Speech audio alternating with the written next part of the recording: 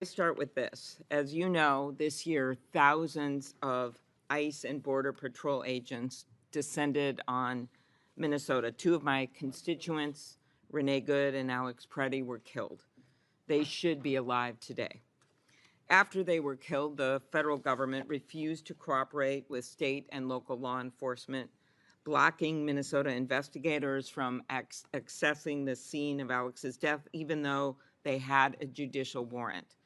Federal investigators mishandled evidence and they failed to process Renee Good's car for evidence.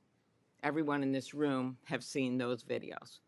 Everyone in this room knows that at the very least, those cases should have been and should be investigated, and they are now. Instead of cooperating with local law enforcement, which I pressed the department to do from the beginning, and as the Justice Department had done in past cases, including following the assassination of Speaker Melissa Hortman and her husband, the marching orders from the Justice Department to federal prosecutors in Minnesota were to investigate Renee Good and her wife.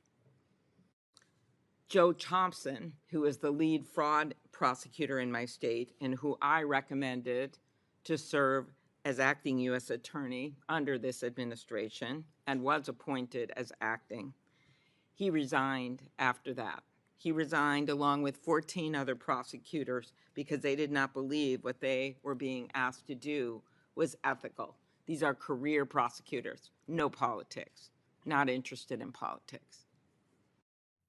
And then, more than 6 months after Renee and Alex's death, when I asked Acting Attorney General Blanche if the department would finally fully cooperate with state law enforcement in these investigations, he said it depends on what full cooperation means.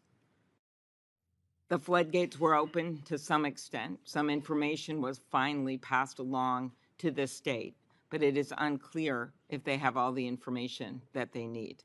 Minnesotans deserve transparency and accountability, and not just for the killings. We also saw repeated violations of Minnesotans' constitutional rights. I asked Todd Blanche about one such case. I asked if it is unacceptable for federal agents to forcibly enter someone's home without a warrant and drag them into the street without even checking if they have the right person.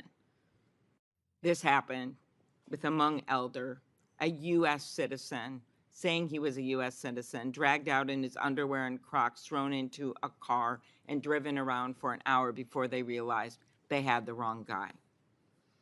Mr. Chairman, when I asked Todd Blanche about this, and if this was a violation, he said it depends, and it was not a black or white answer.